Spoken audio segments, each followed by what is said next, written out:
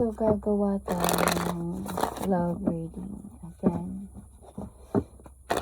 this is you and your person's heart desire. Okay? Heart's desire. Ninyong dalawa. Let's see.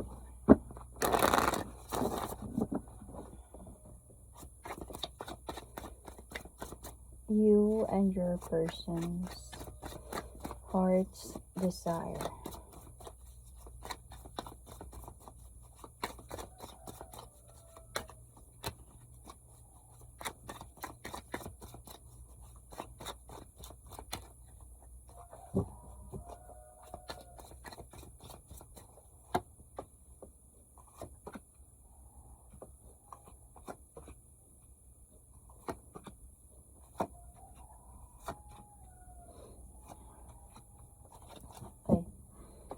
So, your heart's desire is, I think, na maging matatag sa relationship na to. Na gusto mo talaga pang ipaglaban to or maglalakas loob ka pa talaga na i-fix yung kung ano mang mga problems na meron kayo. Yung magiging matatag ka pa talaga. So, because you really love this person and you believe that this person also love you. You know? So, pero ang nakikita ko kasi dito sa situation ninyo is nasasaktan ka.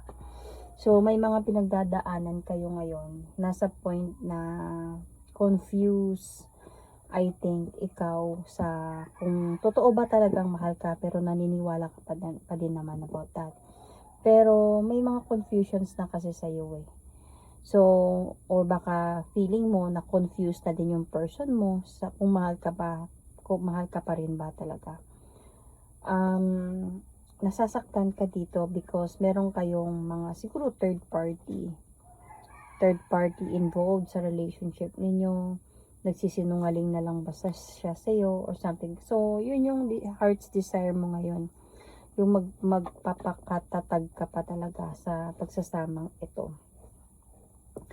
But your fear here is baka itong person natin is already offering promises to other person. So, to someone else. So, yun yung takot mo na magpupursige na din siya ng goal niya. Imbis na goal ninyo, goal na nila nung isa. So, yun yung fear mo ngayon. You are waiting na kasi eh. Parang nag-aantay ka na dito for this person to change. Nag-aantay ka na dito for this person to be responsible. To be, might be, even nag-aantay ka siguro dito ng parang makapag-usap kayo ng maayos, na i-prove niya talaga sa'yo, na ikaw lang yung mahal niya. Parang you are waiting dito and you want some enlightenment din sa mga nangyayari sa relationship niyo kasi nag-aaway na kasi kayo. Somehow honestly hindi mo na na-appreciate yung mga nangyayari kasi minsan hindi kayo nag-uusap na, minsan he's giving you silent treatment. So nagpapakatatag ka lang talaga dito, baka kaya pa, okay pa to, parang ganun. So yung person mo naman, honestly, yung desire niya is to have a new beginning talaga with you. Parang gusto niya na magkaroon kayo ng successful new beginning, commitment or something like that. So, ito yung gusto niya. Let's see.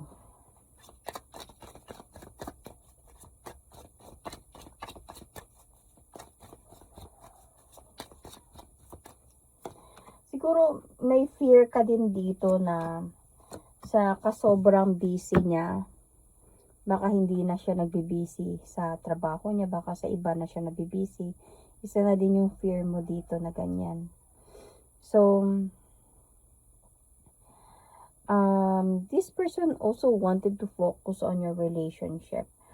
And I think this person parang malayo kayo nito sa isa't isa, or baka as a point na nagkalayo kayo, like naging LDR kayo pero hindi kayo LDR before, naging LDR lang kayo ngayon. Might be yung person mo nagtrabaho siguro siya sa malayo, or baka both of you, pwedeng ganon. So, depende kung saan kayo naka-resonate.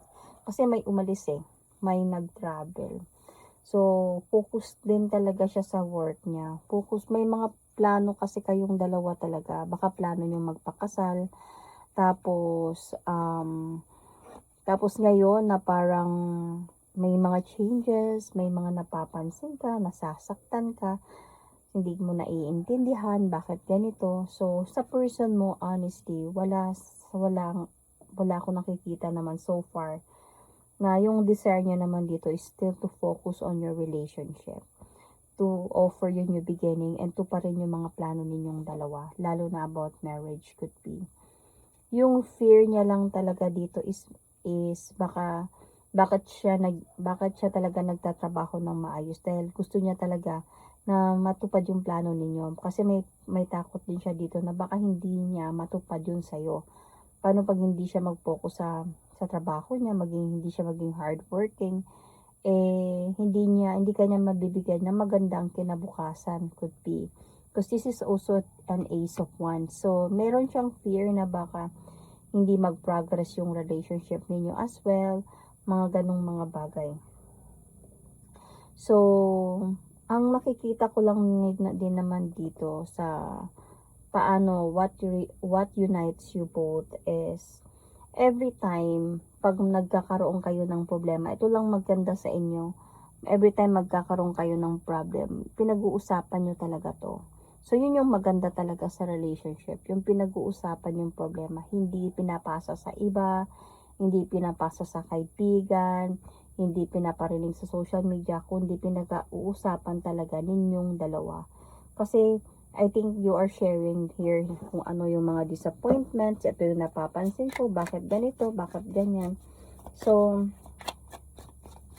sometimes, hindi ka ganun ka kontento sa answer, but then, kaya nga kinakaya mo yung relationship because you really want na ma-end up kayo sa isa't isa. So, naaayos pa din naman kayo. See?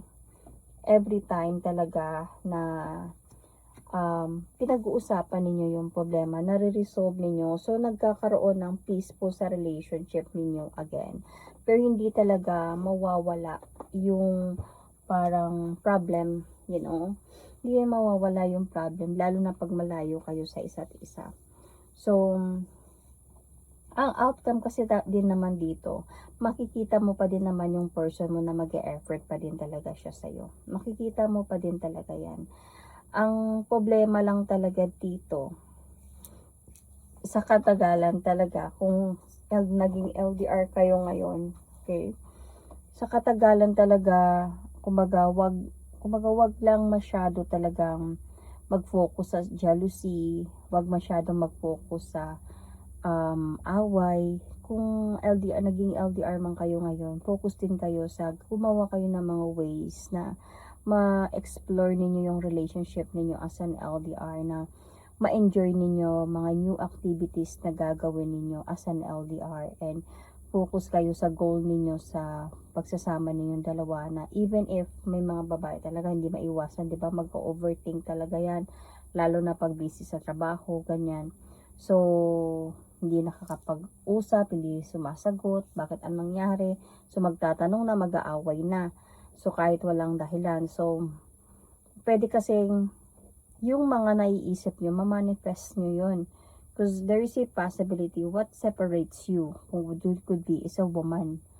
So, hindi naman sabihin na mangyayari to.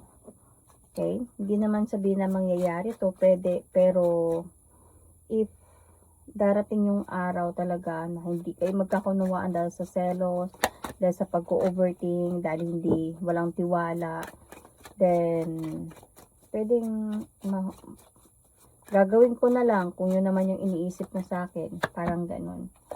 So, pero kahit pa ganun pa din naman, nakikita ko pa din naman kung sakaling mangyayari naman to, kasi wala namang relasyon na perfect. Kung sakaling mangyayari naman talaga to, nakikita ko din dito na mapag-isip-isip din to ng person mo.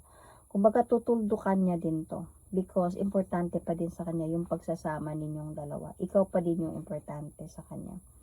So, yung mga pangarap ninyo, pangako ninyo, siguro matutukso to siya, lalo na pag naging LDR kayong dalawa, at lagi kayong ganito, nagkakaproblema. So, pero magiging mature to siya to take that. Ay, hindi. Tatapusin ko to. Hindi tama to. So, ayusin ko to yung buhay ko. Parang ganyan. So, magkakaroon din talaga sa inyo dito ng parang test or problem or trials sa relationship ninyo about cheating. Pero, ang maganda lang kasi din dito is your person will going to realize that mali yun, hindi ko dapat ginawa to. At tatapusin niya to for you. So, yun.